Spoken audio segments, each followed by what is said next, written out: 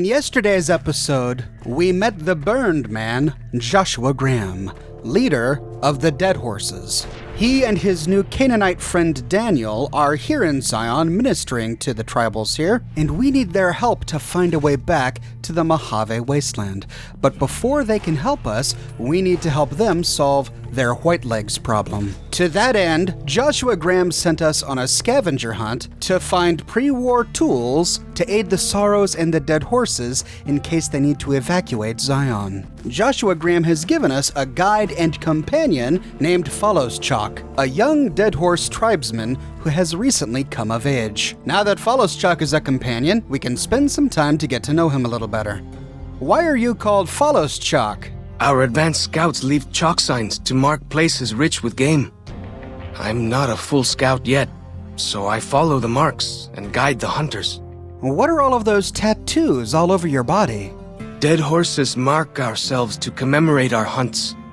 When a hunter takes a great beast, or when a youth goes on his first hunt, he gets a tattoo. I couldn't help but notice that you've got a bunch of shell casings all over that club you wield. Seems like an odd thing to attach to a weapon. Why do you do it? We decorate our clubs with them to honor Joshua Graham. They were the weapons of his old tribe, so now they are ours. Can't say they seem that dangerous to me, but Joshua says they won the West.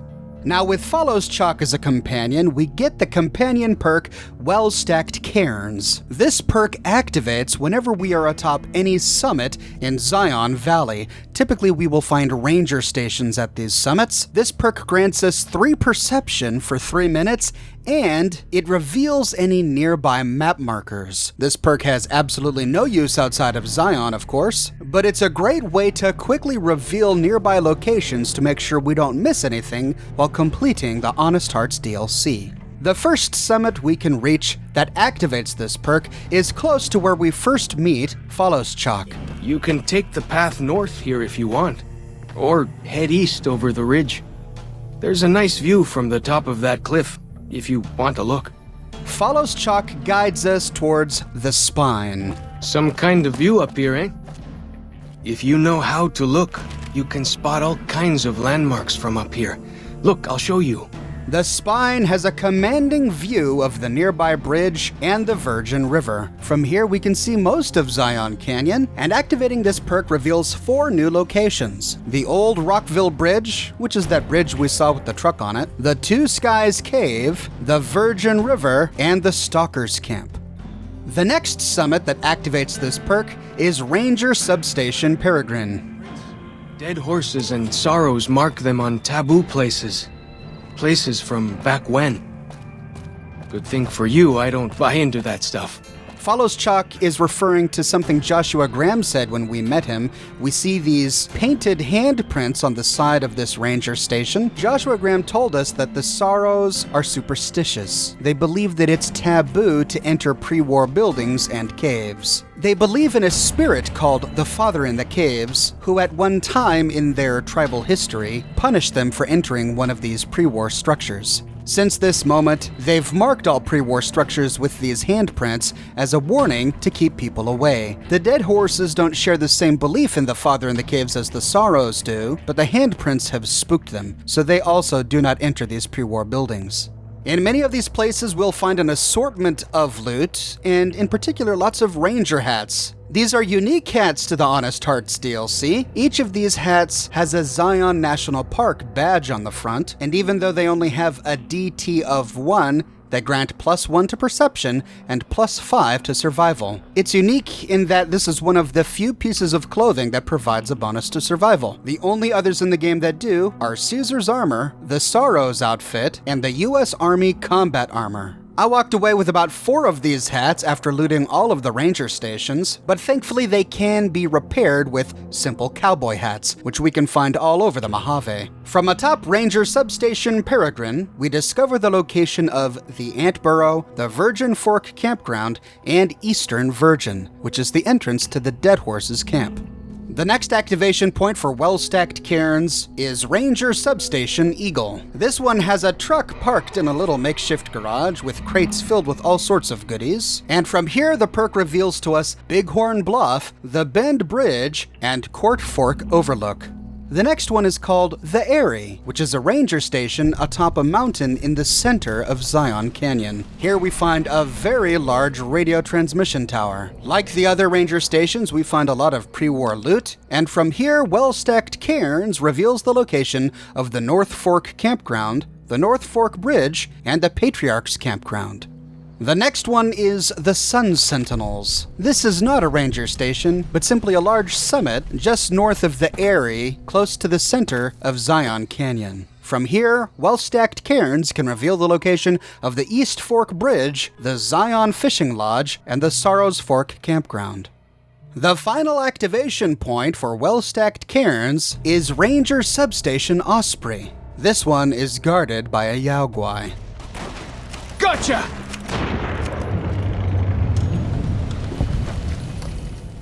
I hear some odd things about the civilized lands outside Zion. Is there really a giant thunder lizard people live inside? Here, we see that the little garage area has been converted into some sort of prison. Unlocking the gate, we can loot some minor loot, but this will be an important location for an optional quest later on. Here we can find yet another park ranger hat, and from atop this summit, well-stacked cairns reveals the locations of the Zion Ranger Station, Caterpillar's Mound, and Cueva Guarache. And I'm probably absolutely butchering that. Cueva Guarache? It means Sandal Cave. Thanks to Follows Chalk's help here, we can reveal the location of many points of interest in Zion Canyon. Follows Chalk, since you know so much about this area, can you tell me a little bit more about any interesting wildlife around here? Mostly it's the mountain bighorners. Whole herd of them up on the cliffs there. Usually they're not too aggressive, but lately, whew. My guess is one of the calves got lost somewhere along the way. Bighorners are communal. One missing calf, and the whole herd gets ornery. If that calf doesn't turn up soon, they might very well come down into the valley and attack the camp. I don't know, that sounds like way too much work. Maybe later. Oh, sure. That's just what the hunters said. Well, I guess let me know if you change your mind. Hey, on second thought, you know what? Maybe I can help you with that. Yeah? Hey, thanks. Most of the hunters don't listen when I tell them the problem. Just one thing. Try not to kill any bighorners if you can, yeah? You'll drive the herd off and we'll have to range farther on our hunts. Well, what would you recommend I do instead? You might try luring the baby out with some banana yucca. These bighorners go crazy for the stuff. Alright, I'll do what I can, but I need to defend myself if I'm attacked. Of course you do. I understand. You know, I heard stories about rangers from back when. They carried lightning sticks that stunned the animals. I've never been to any of the back when places, but they might have left one when they died. Alright, I'll look into it. That's great. I'll help any way I can. Now, the lightning stick that Follows Chalk is referring to here is likely the Compliance Regulator. The Compliance Regulator is a unique laser gun that only appears here in Honest Hearts. However, we don't find it at any ranger stations. Instead, we find it inside Fallen Rock Cave.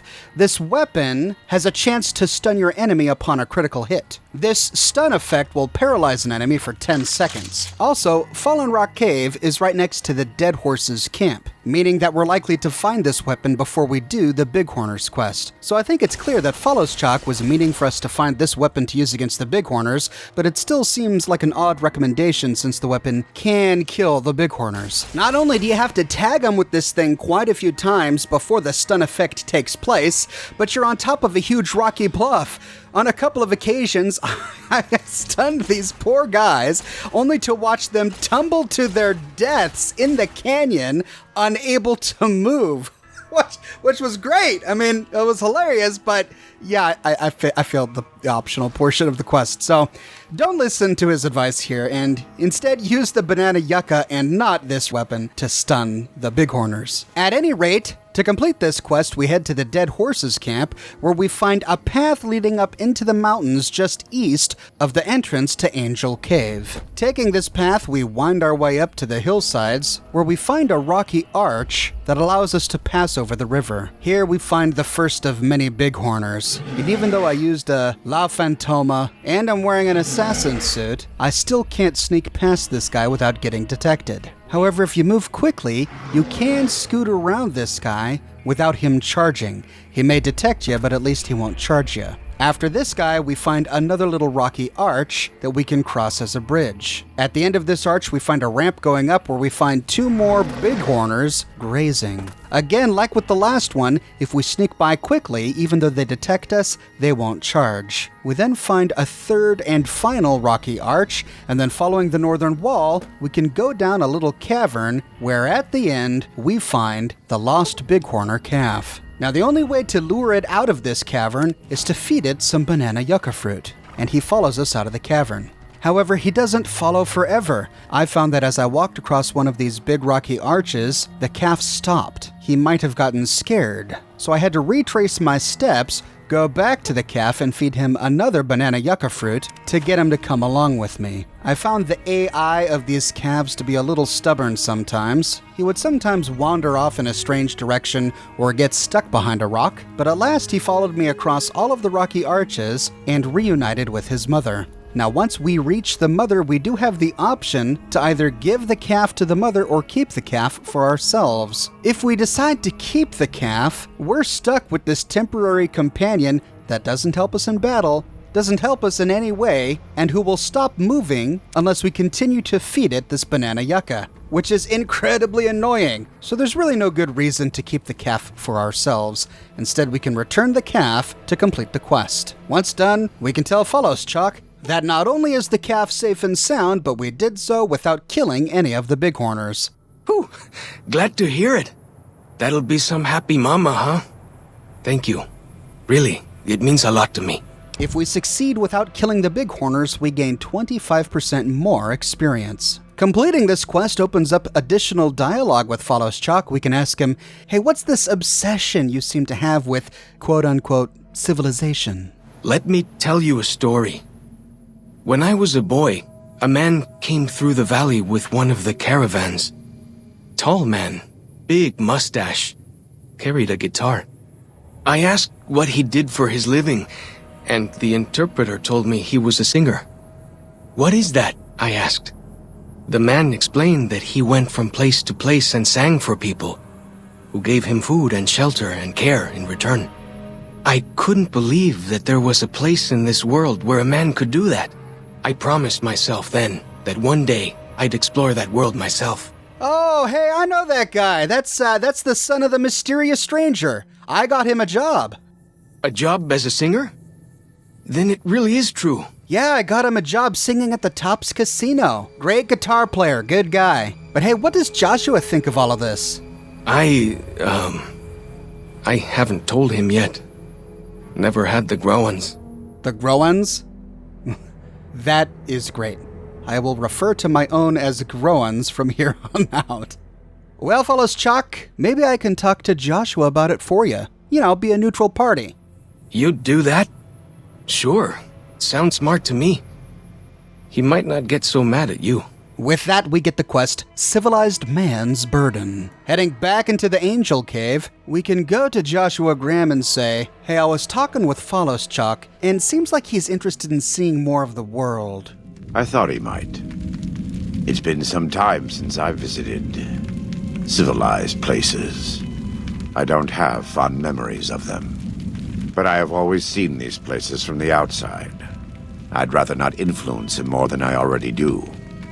Why don't you talk to him? We can respond by saying, fine by me. I prefer the wilderness. Then let him know. Followschalk needs more guidance in his life. I'd prefer it not come from me. If people want to look to me for how to fight, I will show them how. I believe God put me on this earth for that very reason. But to live like me, think like me, no. There are better people for them to look to for such things. Or we can respond by saying, okay. Whatever you tell him, I'm sure it will be fine. It's still his choice to make. I just want him to make it without looking to me for approval. He's a man. He can make his own decisions. Or we can respond by saying, you do know that I am going to encourage him to leave, right? Follows Chalk needs more guidance in his life. Just not from me. He doesn't seem to care. He just doesn't want to be the one giving guidance. I don't want to read between the lines too much here, but I get the impression that Joshua Graham is painfully aware of the mistakes he's made in his life, and he doesn't see himself as a role model, someone these tribals should look up to. That's why I think he's using this opportunity to put someone else in that position for Follows Chalk. I get the impression that he sees himself as a necessary war leader for the Dead Horses, but he doesn't want to become their icon. But we'll delve into more of his motives as this story progresses. Once we finish talking with Joshua, we can go back to Follows Chalk and say, hey, I talked to Joshua about your thoughts on civilization. Yeah? What did he say? We can respond with two answers, but given to him in two ways. The first way is to lie. We can encourage him with a lie to travel the wastes by saying, he said that a man must follow his heart, no matter where it leads him. Really? He said that? Whew. I'm going to do it. After all this is over, I'm going to go explore civilization. Dankni, Akis, I never would have had the grounds to ask him myself. We complete the quest, but we lose karma. Or we can use a lie to convince him to stay by saying, Joshua said that the wasteland is a den of corruption and vice, and that the Dead Horse's way of living is better. Oh. Well, I guess that's about what I could expect from him. I'd like a minute alone to think about this. Dankni. We also complete the quest, but we again lose karma. Or we can tell him the truth and say that Joshua said that he has a hard time being objective about the whole idea and that I should give you advice instead. He said that? Well, I guess you have been out there more recently than he has. So, what's your advice? We can convince him to stay by saying, you should stay here with your people. You have a duty to them. I see. Well, thanks for your telling. I'd like a minute alone to think about this. Dankni.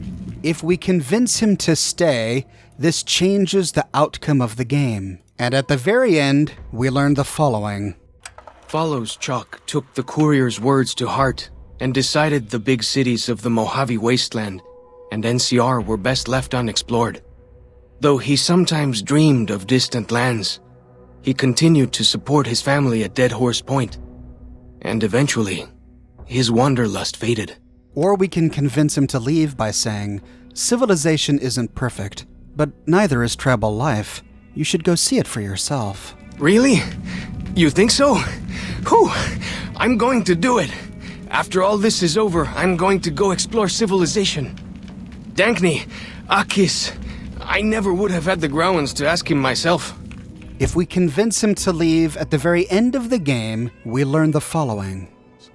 Follows Chalk took the courier's words to heart and decided that he would behold the sights and sounds of distant lands with his own eyes and ears. After returning to Dead Horse Point, he quarreled with his family and other tribe members about his ambitions. One morning, they awoke to discover that Follows Chalk had set off alone, westward, into the wilderness. He was never seen again. Which decision is best? It's difficult. We're basically making a life-changing decision for a grown man. A grown man who is admittedly young and impressionable. A grown man who hasn't yet had enough life experiences to make an informed decision for himself. Now, at first, I was all gung-ho about convincing him to go off exploring. After all, I think travel is good for the mind and soul. Not everyone has the opportunity to travel. Some people don't even desire to travel, and that's not a bad thing. There's nothing wrong with choosing to stay close to home. But for those who do have the opportunity, I think that if we can take it, we should. However, hindsight is 20/20, and with the knowledge of what happens to Follows Chalk, depending on the choice that he makes, I think that maybe the best decision would be to convince him to stay at home. After all, at the end of the day, Joshua, he's right. The Mojave Wasteland is filled with murder, rape, and poverty. So many people who make ends meet by selling their bodies or selling their souls to become raiders, mercenaries, or murderers. Even those who choose to obey the law end up living their lives as farmers, tradesmen, caravanners. That life may be for some, but Follows Chalk has a family here in Zion Canyon. He has a tribal culture. He has deep roots to this area. That's not something most people in the Mojave Wasteland have. Many people in the Mojave Wasteland come from broken lives, without any family to love them, without a cultural identity to cling to. How many people in the Mojave Wasteland would give anything to have what Follows Chalk has? Yes, he doesn't wear much clothing, and he has to forage and hunt to make a living. But is that any worse than having to scavenge to make a living? I also worry about his naivety. I don't think it's wrong to be naive, but from a practical standpoint, I'm not convinced that Follows Chalk at this point in his life could survive the wasteland. I mean, imagine a man like Follows Chalk trying to make his way through New Vegas, trying to get through the casinos without being cheated, trying to walk through Freeside without being murdered. A man like Joshua Graham is a very capable human being. He can wander through both worlds just fine. He won't be hoodwinked by criminals and thugs in New Vegas, and he'll survive just fine in the wilderness. But I worry about Follows Chalk, and so in my game, I ultimately decided to encourage him to stay with his family. We learn that he eventually loses his wanderlust anyway, and at least for the rest of his life, he's there to support his family, and he can enjoy their love. But that's just the decision I made, and I don't think either decision is right or wrong. It's just a matter of personal preference. What are your thoughts on the topic, ladies and gentlemen? Which decision did you encourage Follows Chalk to make? And what are your reasons? I'd love to hear some other opinions on the topic. Let me know your thoughts in the comments section below. This was part 3 of my series on Honest Hearts. In tomorrow's episode, we will forge our way through Zion Canyon to scavenge those tools that Joshua and Daniel need. And we will finally get to meet Daniel, the new Canaanite spiritual leader of the Saros tribe. If you're enjoying this series and you want to support me in a more personal way, consider becoming one of my patrons on Patreon. Patreon subscribers gain access to a private channel on my Discord server, as well as a bunch of other cool Oxhorn perks. But more than anything, I'm just so glad you're here watching this video with me today. Thank you so much for watching, and I'll see you tomorrow morning, bright and early, with a brand new video.